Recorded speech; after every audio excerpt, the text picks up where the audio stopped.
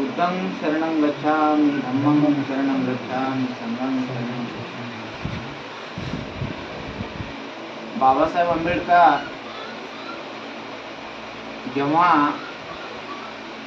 विलायतेहून लंडनहून आपल्या मायदेशी परत येतात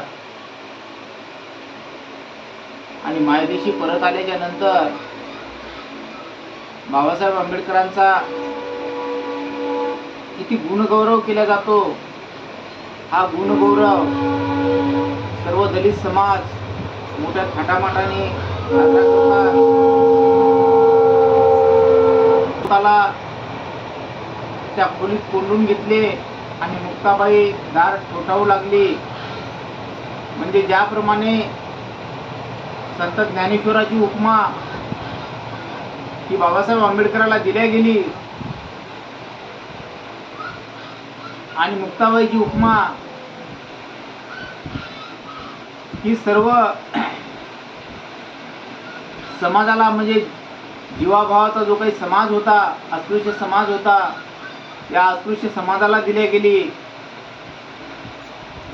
म्हणजे बाबासाहेब आंबेडकर स्वतःला आपल्या खोलीत कोंडून घेतात आणि जीवाभावाची माणसे करुणेने, मायेने, प्रेमाने ती दार ठोठावतात, म्हणजे आवाज देतात. परंतु त्या संत ज्ञानेश्वरासारखे बाबासाहेब आंबेडकर ध्यान साधना करतात आणि ध्यान साधना करून समाजाबद्दलच्या ज्या काही अपेक्षा असतील, आकांक्षा असतील, समाजाबद्दलचे जे काही विचार असतील, अंधश्रद्धेचे विषय असतील, या समाजकंटकाचे विषय असतील, हा सर्व गाढ अभ्यास, चिंतन, मनन बाबासाहेब आंबेडकर त्या बंद खोलीमध्ये राहून करतात. एवढे मग्न होतात की जणू काही स्वतःला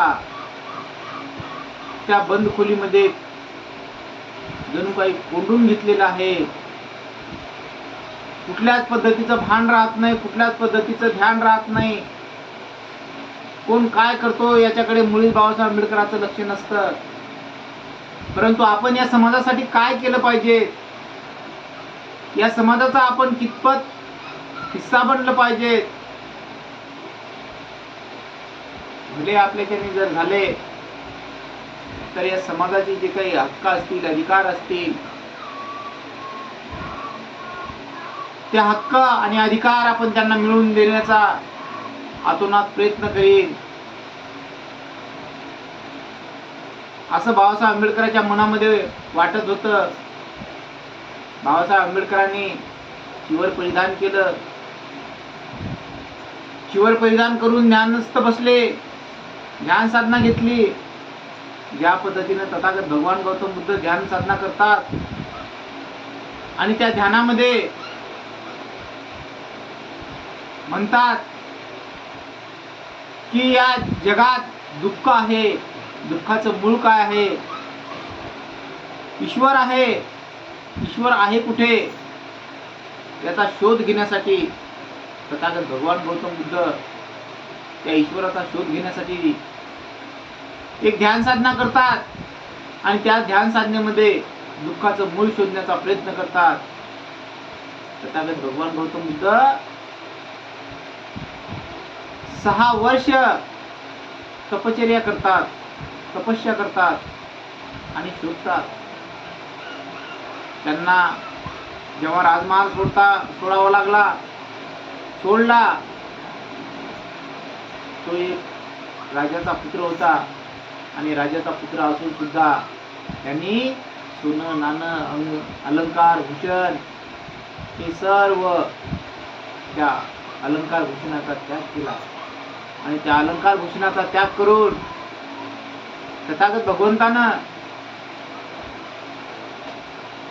या मानवी जीवनामध्ये हा समाज दुःखी आहे, पीडित आहे, कष्टी आहे, क्रोधी आहे, माणूस लोभी आहे, या सर्व गोष्टीचा शोध लावण्याचा प्रयत्न केला. परंतु मानव हे दुःखाचं मूळ आहे. दुःख हे मानवातच निर्माण होतं, परंतु दुःखाचं मूळही लागलं नाही तर ईश्वराचं फळही सापडलं नाही. तथागत भगवंताला शोध स्मरण झालं, ज्ञान प्राप्त झालं. शेवटी एका भगिनीनं म्हणजे सुजातेनं तथागत भगवंताला खीरदान केली आणि भगवंतावर आळ घातला. भगवंता, मी तुम्हाला एक याचना करते, वंदन करते की तुम्ही जो काही त्याग घेतलेला आहे, तुम्ही जे काही तपस्या करत आहात, यांनी तुमचं शरीर पीडित झालेलं आहे आणि तुमचं शरीर पीडित झालं त्यामुळे तुमचं देहवसांवर होईल की काय असं त्या सुजाताला वाटू लागलं. मग सुजाता भगवंताला म्हणते की भगवंता, तुम्ही भोजन घेतलं पाहिजे, मी तुम्हाला खीर आणलेली आहे, ती तुम्ही खीर सेवन करा. मग तथागत भगवंत त्या सुजातेच्या हातची खीर सेवन करतात आणि ती खीर सेवन करून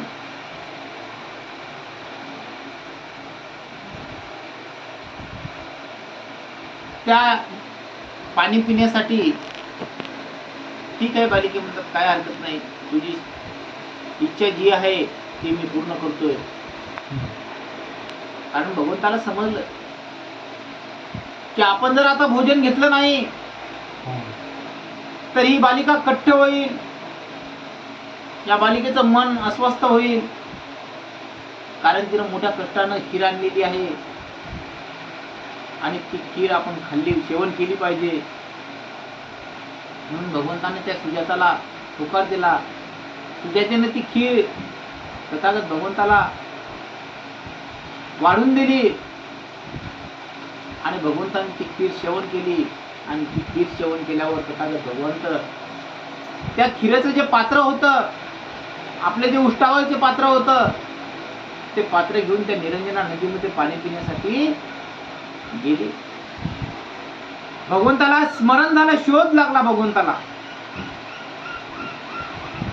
की आपण दुःख शोधतो आहे, दुःखाचं मूळ शोधतो आहे, आपण ज्ञान मार्ग शोधतो आहे.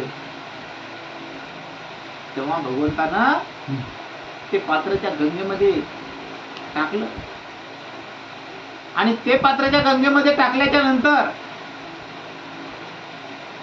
ते पात्र भगवंताच्या उलट दिशेकडे वाहू लागलं, कारण पाण्याचा प्रवाह खाली वाहत होता आणि पात्र हे वरी वाहत होतं. तेव्हा भगवंताला समजलं की आपल्याला बोधिसत्व प्राप्त झालेला आहे, ज्ञान प्राप्त झालेलं आहे. तेव्हा तथागत भगवंतानं विचार केला की या जगामध्ये कोणीही ईश्वर नाही, देव नाही आणि कुठेही दुःख जे आहे हे मानव निर्मित आहे, मानवाने दुःख निर्माण केलेलं आहे आणि त्यामुळे तथागत भगवंता सारखं बाबासाहेब आंबेडकरांनी सुद्धा कार्य केलेलं आहे. बाबासाहेब आंबेडकर सुद्धा या तथागत भगवंताच्या विचाराने, आचरणाने चालत होते आणि तथागत भगवंताचा वसा घेऊन या जगामध्ये झिजलेला पिळलेला जो धम्म होता,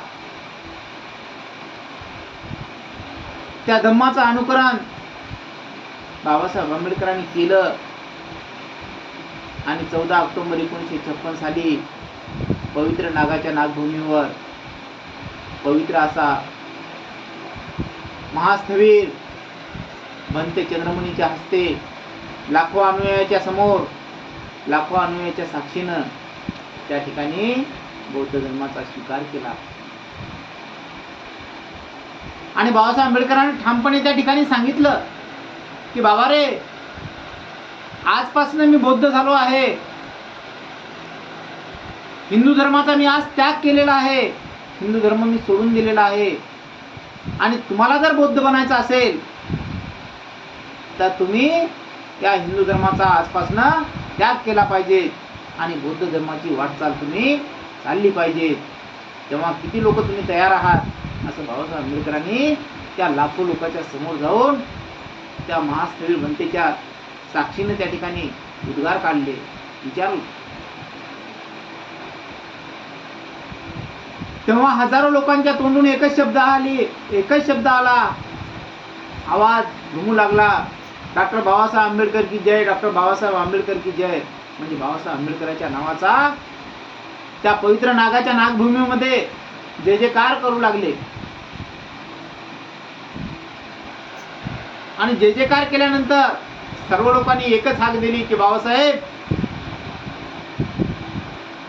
तुम्ही जो पवित्र धम्म स्वीकारत आहात, आम्ही सुद्धा तुमच्या धम्मामध्येच राहायला तयार आहे.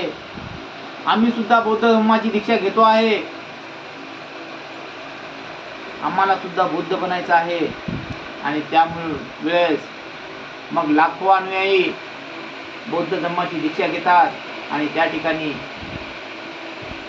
प्रथमतः बाबासाहेब आंबेडकर बौद्ध धम्माची दीक्षा घेतात, 22 प्रतिज्ञेचं अनुकरण करतात आणि परत मग बाबासाहेब आंबेडकर त्या स्टेजवर उभे राहून लाखो अनुयायांना बौद्ध धम्माची दीक्षा देतात. आणि तेव्हापासून या बौद्ध धर्माची वाटचाल चालू होते. अशा प्रकारे बाबासाहेब आंबेडकर हे बौद्ध धर्माचे पाईक होतात आणि बौद्ध धर्माची वाटचाल या दिवसापासून चालू होते. बोला बुद्ध भगवान की जय, भीम भगवान की जय, महात्मा ज्योतिबा फुले की जय, माता रमाबाई की जय, माता भीमाबाई की जय.